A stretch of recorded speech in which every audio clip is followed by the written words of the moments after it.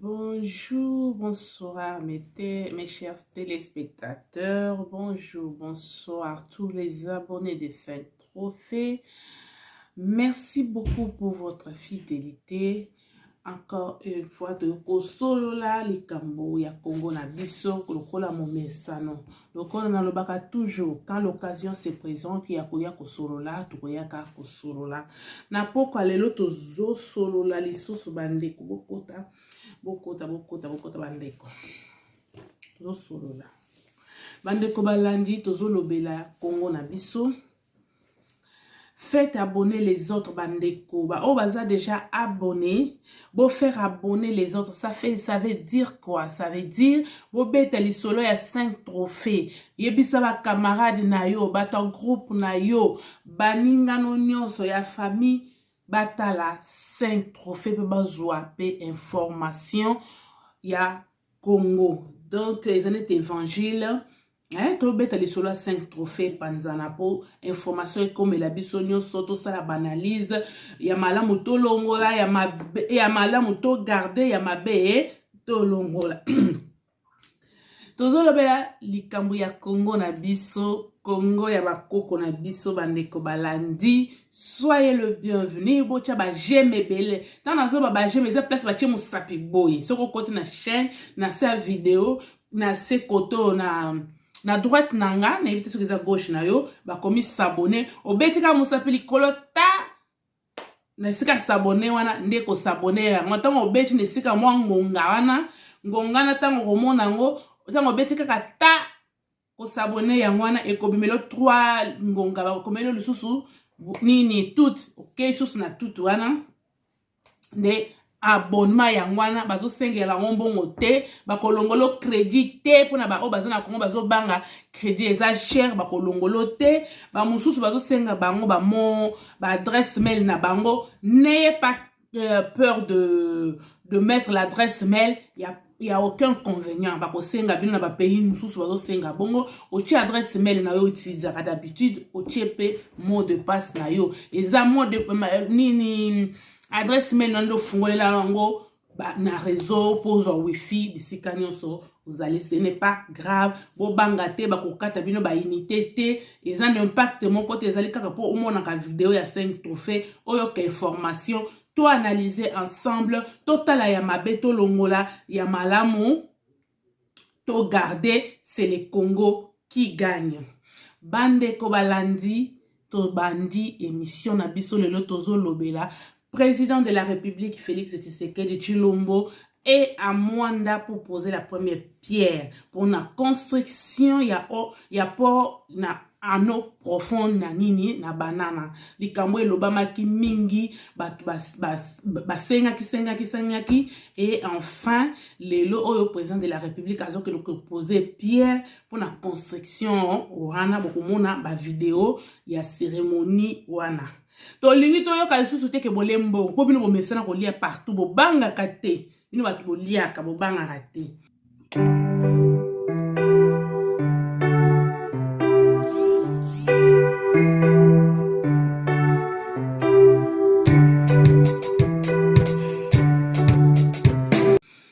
Bande ko balandi, je ne peux pas commencer cette émission sans souhaiter joyeux anniversaire à mon beau-frère, Daddy Pongo. Daddy Pongo, joyeux anniversaire, les tontons de ses neveux, ses nièces. Joyeux anniversaire, le 31 janvier, anniversaire, il y a Daddy Pongo. Mon beau-frère na souhaité au anniversaire mingi elongo na ba neve na ba nièce na yo to yebi kenanda kuna eroyo esengo ezali yango to biso pe kote oyo la famille sacrée to souhaité yo ba joyeux anniversaire nzamba lola bakisela yo apeso oyo motema na yo elingi abakisela yo ba mbule belé elongo to nuna to mona bakoko ya bakoko na biso nyonso nzamba lola pambola yo homme de Dieu papa comptable bola monzambe leke belé abakisela yo Daddy Pongo joyeux anniversaire. Bandeko balandi, pona sikoyo tozo continuer. Bandeko mwanda basepeli, bandeko mwanda basepeli, mais essayer nous poser la makasi, ceux qui vraiment pour wana et se mettre en place pour de vrai, ce que salami et cause la malamu pour que bana ya mwanda bazwa pe ba kozwa emploi et ko diminuer pe chômage mwanda et sepela, ceux qui mwanda sepeli c'est le Congo qui gagne. Bandeko balandi anani pour ya banana oyo ezali esikani pona bato bayebi mwanda bien te moi muke oyo ya compression oyo nga naza nango pona pour ya banana ezali ko se construire na limite ya fleuve na biso esika fleuve na biso esukeli ezomibwaka na océan. Pour la babiso oyo ba obatanga, vous allez vous rappeler un peu na nini na géographie que totanga ka embouchure du fleuve Congo. O ba kosa biso ke muto aliboso a découvert ka biso pe tondimaka yango ezali Diego Gao a découvert embouchure. Non, Diego Gao a eu l'exception embouchure. Te biso to botami na embouchure na biso. Biso to botami to kuti embouchure wana nzamba si achela ka biso yango. Diego Gao yende ayeba kite po bango ba botama ba yeba ke yango te. Lokola mundela lingakaka nyonso ezala ye aya kolakisa biso civilisation na bango allez achango na mutu na biso, nous avons accepté ça. Mais embouchure eza ya biso to botami nzamba pesa biso yango. Donc embouchure du fleuve Congo nde na banana wana esika bazo construire port en eau profonde. Et sika wana bazo construire port en eau profonde nde sika fleuve na biso esukeli. Donc fleuve na biso euta na Lualaba eye kokita ti ekomi na mwanda na esika wana bazotonga port en eau profonde. Esika bazotonga na nde esika fleuve na biso esejetaka na kati ya océan. Pona bato oyo vous allez vous rappeler hein moi muke ya géographie nde esika fleuve ezali ko déverser na kati ya océan. Esika fleuve na biso esukeli.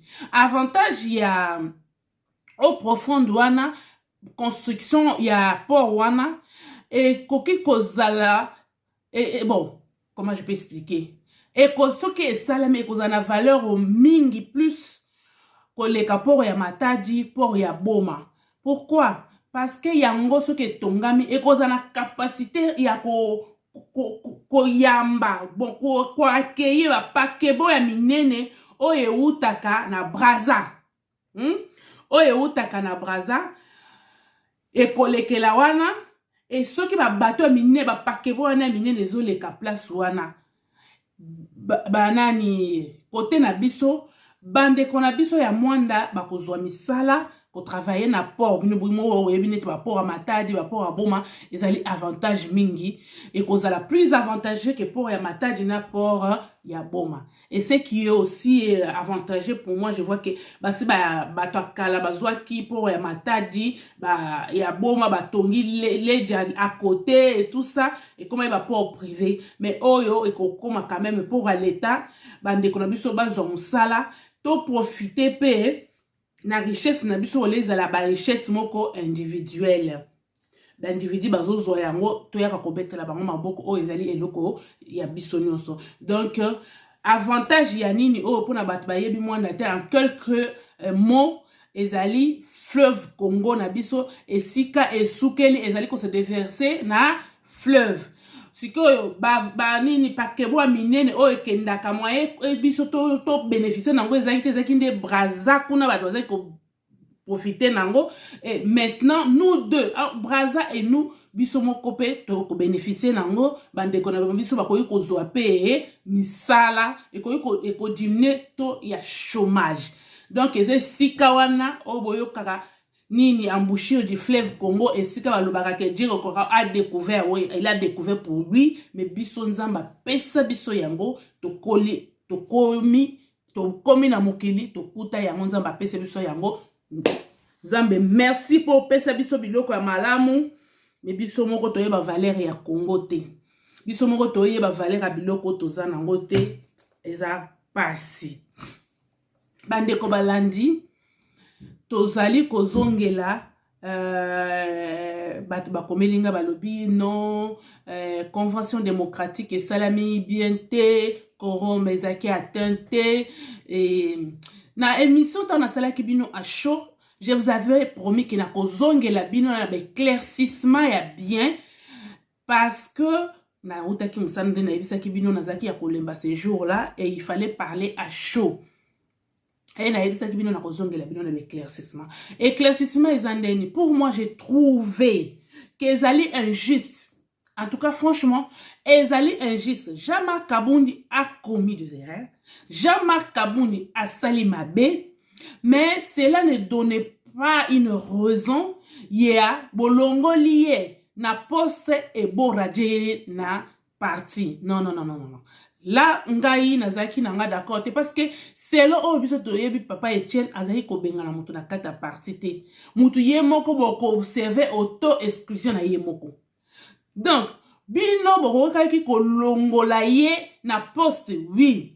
Mais boko kaki jamais kolongole na parti ko benga na ye. Non. Il a droit de rester dans le parti. Pourquoi ba Jacquemin Chaban batikali na kata parti? Hein? Akoyi kozonga na ba cellule, akoyi kosala makambo mususu ou bien continuer na parti na ye, hein? A continuer na décision finale na ye, mais en tant que membre ya IDPS. Le quoi la ye mo bazolo ba keza na parti politique teze asbel. Il fallait laisser ça. Donc si kala ndenga na moni moi injustice net acharnement contre la personne de Jean-Marc Kabundi, malgré l'erreur naie, malgré la faute naie, malgré l'orgueil, malgré la nyonso a sali mabe, a aidé parti te, donc a tongi parti te, donc tout ce que vous reprochez à Jean-Marc Kabundi, c'est vrai, il a tort. Mais le seul problème, pourquoi il faut radier, on est mis le col à acharnement. C'est quand on a mis le col à radier, il faut qu'il y ait des hein? Moi, je suis tombé ndako. Non, tous à la batte. Il fallait pas ça. Oh, il a mis le col à acharnement. Et puis de deux, place Moussous Namoni Mabé. Pourquoi vous sanctionnez Jean-Marc Kabundi et vous laissez Kabouya? Qui gérait les partis au quotidien? C'est pas Kabouya. Jean-Marc Kabundi a qui entre parti na Moussala. Mais le secrétaire général Oyo, bah non, qui pas Jean-Marc Kabundi, même si Ezaki na illégalité. Mais c'était Kabouya. Nani Oyo alaki akwayi ko sala ke ba carte salama, nani Oyo akwayi ko sala ke nani permanence tongama, ba permanence sombama. C'était pas Kabouya. Hein? Oui, comme 2 poids 2 mesures. Moi, j'ai pas aimé, donc, si injustice, donc, acharnement contre la personne de Jean-Marc Kabundi. A sali mabe, mais il faut que posséder na mabe pété. On ne corrige pas le mal en faisant du mal. On ne fait pas la violence en corrigeant la violence. Non. Bon fait qu'il faut sanctionner bon longoline la poste wana ndenga zaki na égalité selon article 26 il y a nini il y a comment vous appelez il y a article bon la convention na bino mais kolongole na IDPS et komami na nini et tiens tu sais que article la kosala yango te si c'est comme ça FIFA bato nyonso oyo du vivant il y a Etienne Tshisekedi balongo na parti mais jamais Etienne na longola montu na poste à bengane pe na parti jamais ça ne se fait jamais ba parti qui wana de tozo boe vous ne pouvez pas corriger par des erreurs et loko mususu oyo tokolobela lelo bandeko balandi naza susu ne sengote pona Jeko Mulumba tant nazo le bekeza acharnement à la personne de Jean-Marc Kabundi Jeko Mulumba. Il ne peut pas se permettre à côté en conflit. Donc, ils ont haine contre la personne. Kingabo Ezaya, yo mon côté, j'ai coco. Yo bota ki yo, batio na Kingabo, le ko la chef à Kingabo te. Oko ko sa mutu mususu, asala, asbel, ni asala parti na kata Kingabo, j'ai coco. Hein? Non seulement au bambi ma banga na lupango Jean-Marc Kabundi, des deux, Jeko na koche ya bino video Jeko atindi ba kuluna na ye bakende ko buka stade oyo Jean-Marc Kabundi azali kotonga bandeko hein tozo makambo jamais kabunda cela qui a violence. J'ai coco azoya juste la violence là bas ya peut perdre ben règlement de compte. Qu'est-ce que Jean-Marc Kabundi t'a fait pour au foot au yozo ça? Hein, j'ai coco. C'est comme ça tu t'appelles un homme d'état. J'ai coco mulumba. Otindi batu ba kenoko buka stade wana. Bana Jean-Marc Kabundi ka bango monde ba ngaba beta na stade to familial. Ezaki pour eza patrimoine ya batu nyonso. Bana nyonso kingawa balinga babeta wana même bandeko na yo banies na yo baneve no bakoko bakoba pe kokende kobeta na stade. Ok, merci. Bon, déclaration na ngai ezali nazoloba yango na pasi na motema ya komona moto oyo to considérer comme notable ya Kingabwa. Œuvre oyo eza mpona avenir ya Kingabwa ya lobby. Un notable a empêché avancement ya Kingabwa. Nakomona muninga a sali effort pour na kotonga édifice et comme atina niveau yo. Il a utilisé batune pour na ko détruire yango. Est-ce que vraiment mutane wana azali pour avancement Kingabwa? Non, on en a marre. To fandi no mbula na mbula to iba comportement na yo. Pas jusqu'à ce niveau. Et puis zo kende ko toucher muto azali chef na yo direct na parti. Hein? Olingi nini finalement? Lobe loko ozo lukaza la clair. Ole ko passer na ba biloko ya boya, ba acte vandalisme ya boza malamu te. Hein? Non, ils ont bien été. To regretter vraiment le comportement wana. Hein? To regretter le comportement wana. Mais quand on peut changer, ce n'est pas comme ça un notable a se comporter. Nazo baksana maloba bandeko balobi en tout cas eloko oyo ezeloko e décourager biso makasi. Toyebi keno chez Koko azandeko oyo toyebi na Kingabwa azamwa na Kingabwa toyebi très bien. Mais eloko oyo Jean-Marc asali eloko oyo na payer trajet asali kana Kingabwa pour na bolamu ya bana Kingabwa. Bon, ye azamoto mibeko azamoto oyo ayebi mibeko koleka mata wa biso. Bon, eloko oyo asali akomema ba tusima na ye po baya ko sali réputation ya Jean-Marc eza malamu te. Hein? Eza malamu te fo za na bolingo, musanya so za na bolingo e ko za malamu. Mais boye vraiment et décourager son nyonso vraiment. Toyebi nyonso ya sala kamestango ndeko msupia alinga sala il faut ko tikele peta. Hein? Eza malamu te en tout cas to regretter penda vraiment ba action aboto to regretter makasi. Hein? Eza malamu te. Oso komi tata mukolo komi na bakoko. Boni ba bêtise ya bakuluna bo yona Francis Kalombo bo sali bakuluna na Congo na opesi bango na machette. Ça ne te suffit pas. O meme barbarie wana po ya na wana IDPS. IDPS bazo boya barbarie. Ce qui ba longo li Kaboun ezali pona babiloko yo ya barbarie. Et toi, tu viens bien plus besoin de manger coco. Je crois qu'il faut te boper ça. À ta poste, il gouverneur, on a azouamoti. Comment tu peux aller faire ça? Ça, c'est de la méchanceté. Ça, c'est destruction méchante. Aux a problème, il n'y a Jean-Marc Kaboun. Ce qui se passe entre Jean-Marc Kaboun et sa famille politique. Toi, ta famille politique, c'est pas perdu. Quand il y a eu des IDPS par accident, je comprends vraiment, tu es trop méchant. C'est la jalousie. Et ça, jalousie. Donc, bande koso botali babiloko nyonso ba mabaya nyonso ba madini nyonso ba chaki apanzi yango. Yango Jean-Marc Kaboun ya bomina nyango po yo kino ko régler ba compte. Yo zanani je koko pour régler ba compte na Jean-Marc Kaboun. Ils ont bien été biloko. Biloko il faut tout tika ngo. Bo lukeli biso ba kuluna yo na Francis Kalombo. Boko ko si ça ba kuluna te. Jean-Marc Kaboun aza congolais azana droit. Ni concerne biso ezo lobake. Tout congolais a le droit de rester là où il veut.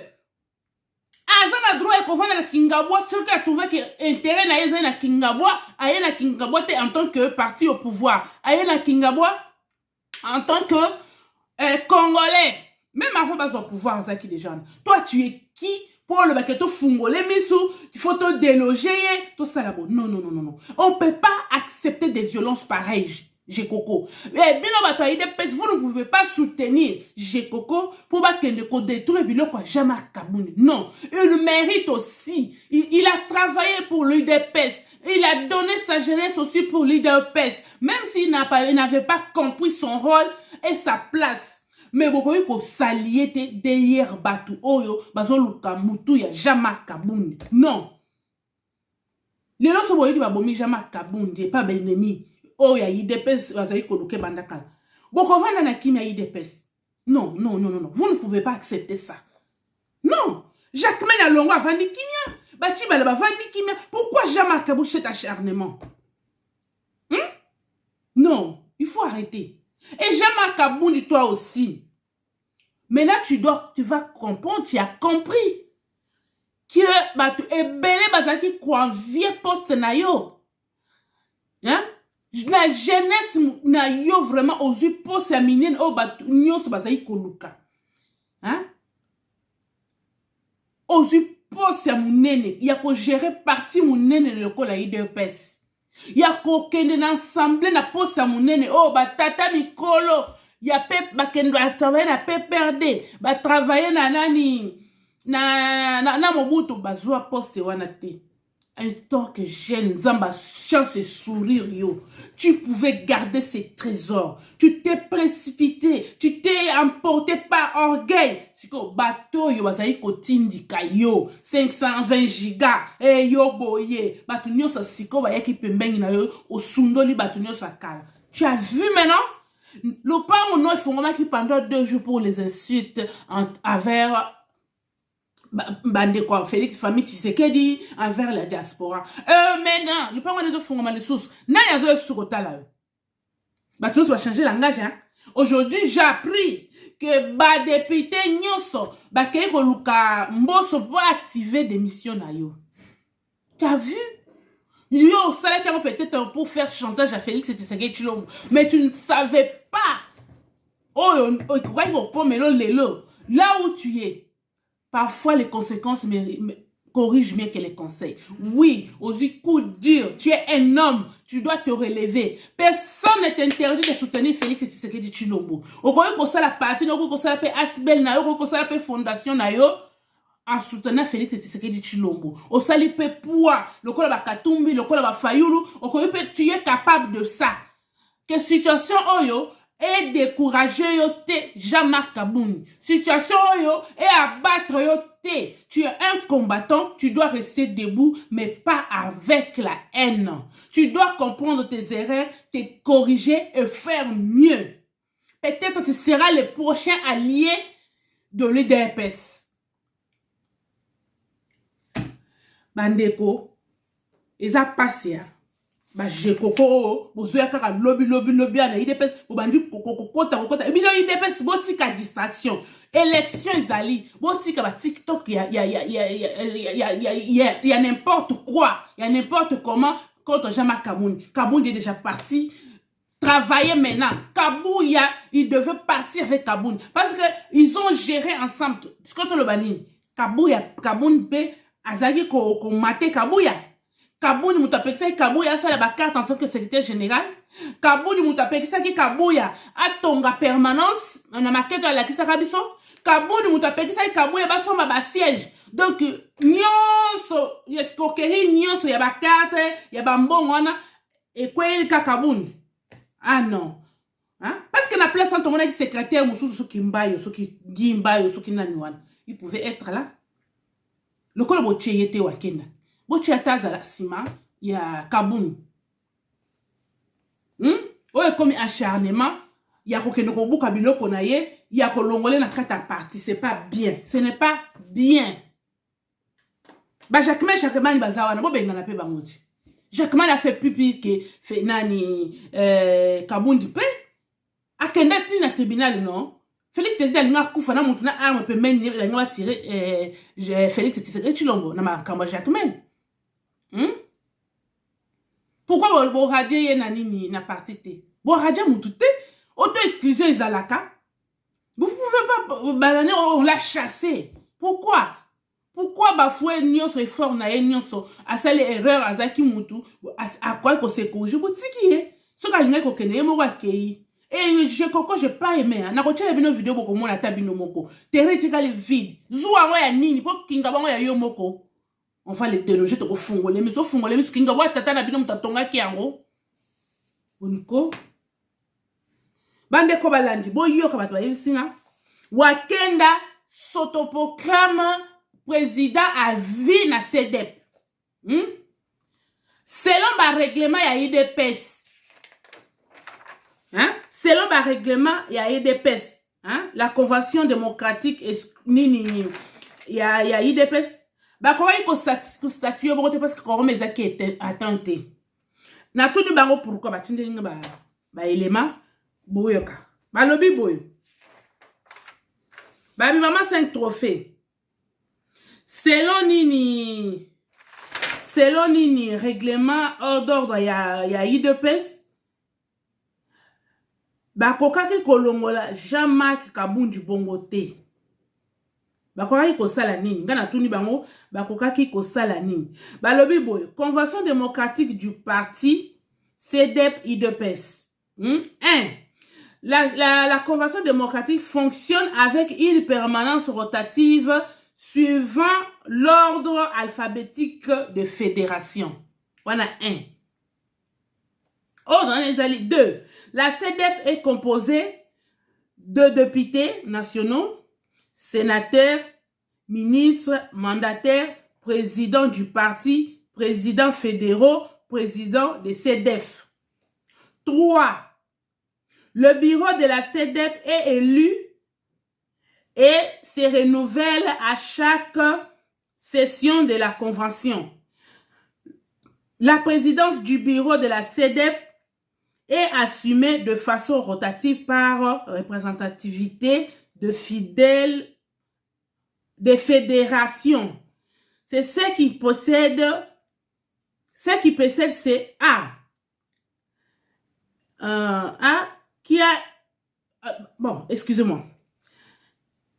3 bureaux de la CDEP est élu et se renouvelle à chaque session de la convention. La présidence du bureau de la CDEP est assumée de façon rotative par représentativité de fédéraux. Voilà, 3e point. Si qui a installé CDEP? Oh, les cas qui jouent à la convention. Qui n'a installé en gros? Qui a assisté au choix de M. Wakenda pour qu'il soit président de CDEP? Tout une question. Qui a installé CDEP? Qui a assisté au choix de M. Wakenda pour qu'il soit président de CDEP? Tu crois que la violation a violation? Wakenda reste président à vie. C'est pas bien. Depuis que Kabundi était président AI, bientôt 4 ans, Wakenda toujours président de CDEP à vie. Et ça normalité.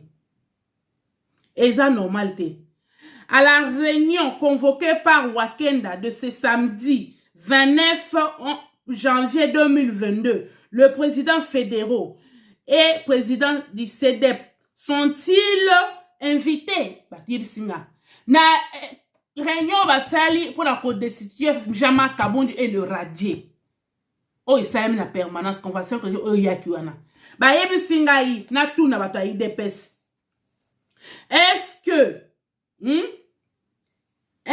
le président fédéraux, ba président ya CDEP et le président nini, est-ce que bazaki invité?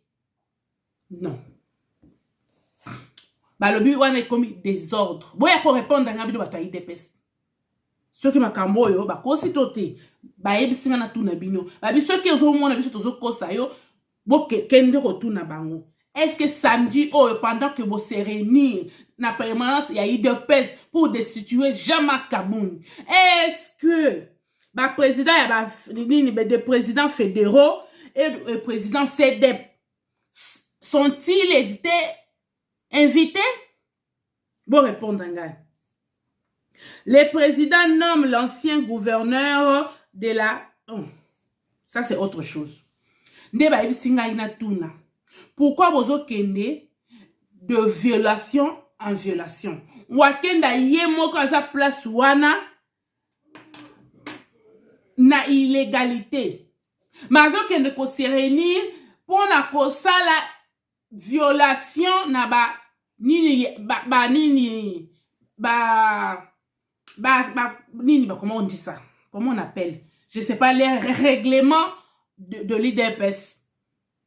Parce que Jean-Marc Kabundu a sali presque 4 ans. depuis baza na pouvoir bazo ke na 4e année mais yena a instauré président parce que 3 ans eza normalité selon ba règlement na bango eza normalité wakenda de bato bazo mona ke pourquoi on doit partir de violation en violation. Vous avez dit que Jean-Marc Kabound a violé. Jean-Marc Kabound s'est autoproclamé. Mais Wakenda aussi, c'est pareil.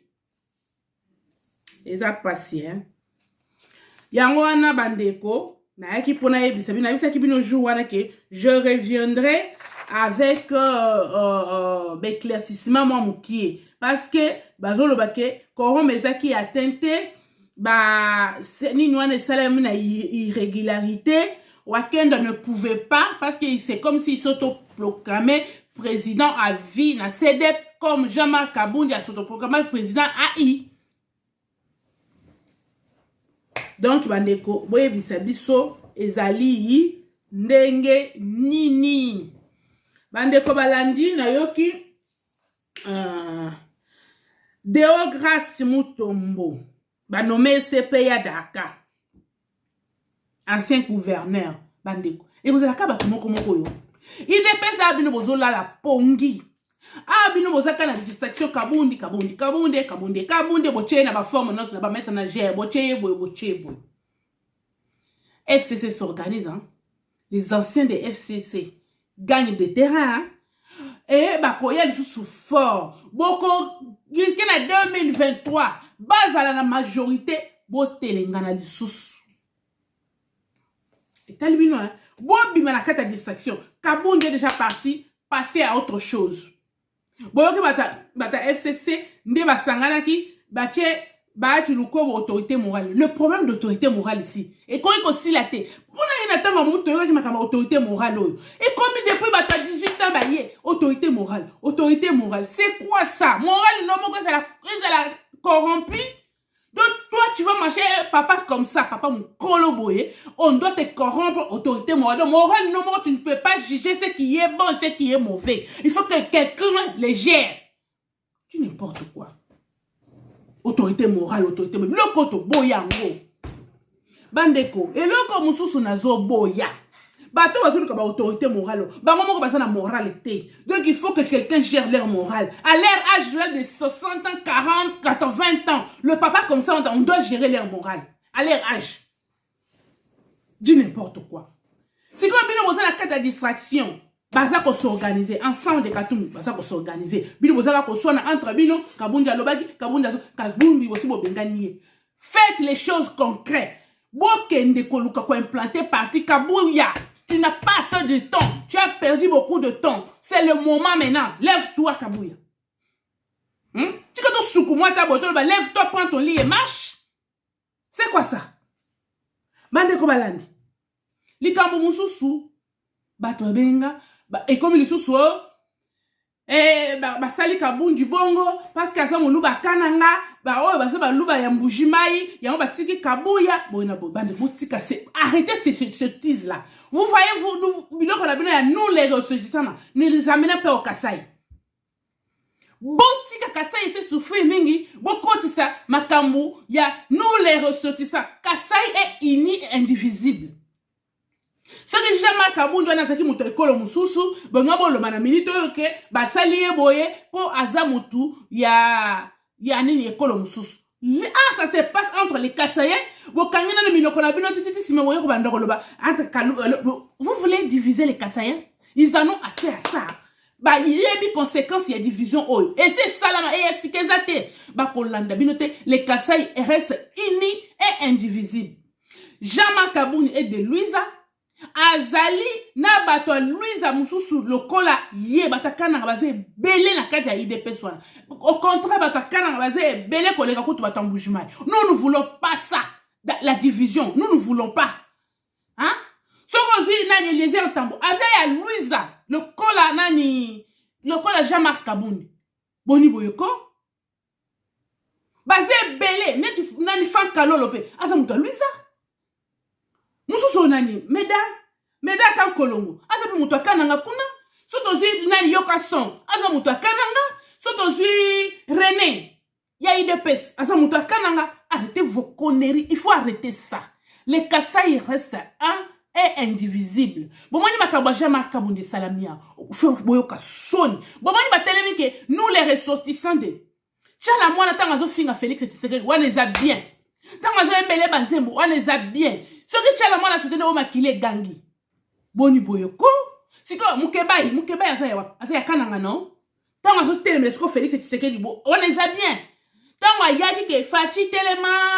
Bon malibala poto benga na kabila bo gangi na émission wake oh makile gangi Francis Kalombo ya Muluba Kasayen waneza bien akende ensemble bona boy ah n'importe l'existe wana za sima ya fa Muluba ti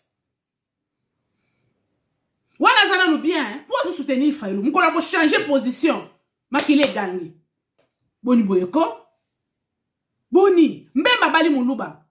Kanani, moi si naza Muluba. Ministre information. Moi si naza Muluba. Asa bo frère ya abali mwana muzitu non.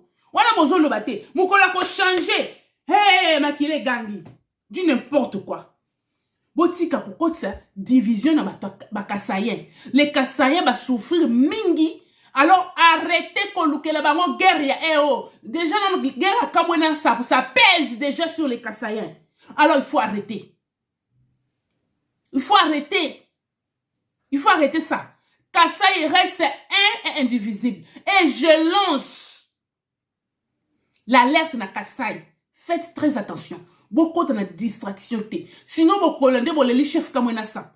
Sinon, beaucoup de bakon sabina la distraction. Oh, bah, saliye boye. Poisa muluba kananga. Poisa muluba ya boye. Arrêtez. Il faut arrêter. Depuis ma cambo, jamais cambo. Au moins, il va te battre que nous les ressortissants. Au moins, il va te battre que nous les ressortissants. Les Kassaïens restent un. Moutete là. Muluba. Mouloa. Nani, soki nani, mousonge. Reste Kassaïens. Attendez, kabola, ngotikala moukie. Les Kassaïens restent un et indivisible. Nous les ressuscitons ailleurs et non au Kasaï. Du n'importe quoi. Bon, bah, division du sous. Hein? Mais nous, que nani, baluba boujman, baluba kana, bakobo mana, ni sous. Et si ba meka, on va goûter moins d'ambo, et bien, les ça déjà, parce que yes que c'est ce bon baka to kata kasaye tika la côté nango mujuma yesi kala et c'est salama ba yebi ko vivre na kati nango. Alors c'est pas le moment il y a pour diviser Félix Tshisekedi il y a nini comment les Kasaïens. Le Kasaï n'est pas résumé à Félix Tshisekedi Chilombo, le Kasaï n'est pas résumé à Jama Kaboun. Jama Kaboun on dit en tant que Congolais à sali bêtise naie aza muto libosote to mona ka eva zaiba sanctionner ka mutu na bango musu section secrétaire soki na niwana kwa kendaki na jour ya nini oyo veiller monter ya Etienne Tshisekedi wa mulumba o bango ba boya ki kokende a sanctionner ki e créer ni alors so bango ba sali makambo bango botika makambo bango il n'y a rien de Kasaïen là c'est pour un Congolais membre du parti politique famille politique à Jean-Marc Kabound et non famille biologique ni famille, ce qui tribal, quelque chose. Enlevez votre tribalisme dans les Kasaïens. Bon, les bandes de quoi Jean-Marc Kabound va télé, nous les ressortissants des. Ou bien les bandes de quoi Félix va télé, nous les ressortissants des. Bon, les bandes de quoi va télé, ni balouba ya nanyo. Celui qui engage les grands Kasaï, les présidents des grands Kasaï. C'est quelqu'un de Kananga, non? Pourquoi il ne parle pas? Pourquoi bazon le batté? Bon, il va même battre nous les ressortissants d'eux. Hein? Arrêtez vos conneries là. Vous n'allez pas diviser les Kasaïens.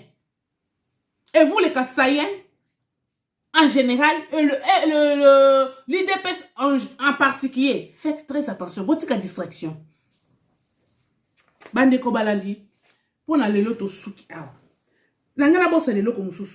Quelle connerie!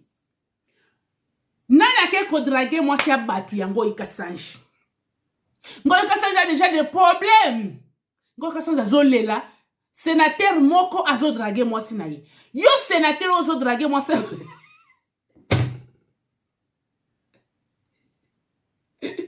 Ngo ikasange doke le kibawa. Ngo ikasange osali nini na mokila tata zabe.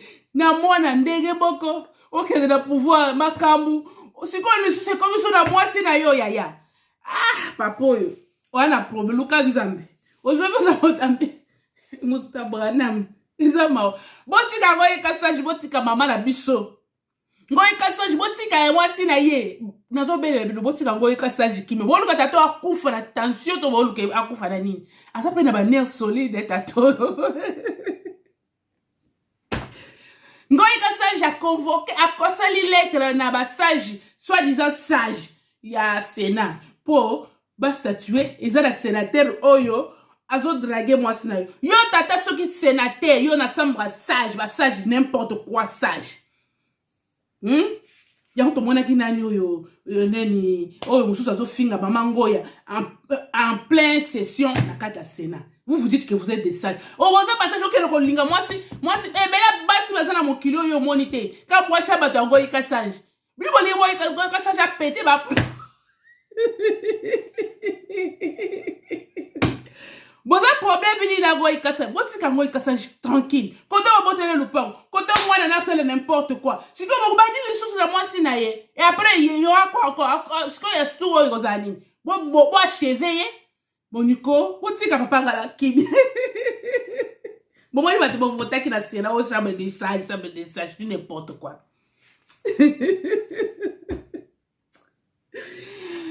Oh, mes chers abonnés, faites abonner les autres. Mettez beaucoup de j'aime sur 5 Trophées TV. Aimez, partagez. Tant que tout le monde a lien, tant que vous partagez dans le groupe, vous partagez dans le bino. Mettez beaucoup de j'aime, mes chers abonnés. Vos suggestions sont les bienvenus sur 5 Trophées TV. Parlons du Congo. Contribuez à l'avancement du Congo. Sortez de n'importe quoi. Parlons du Congo. Bénissons les Congo. Tozaka na Congo. Mboka mususu ezate. Yapona lelo bandeko. Tosuki awa. À la prochaine.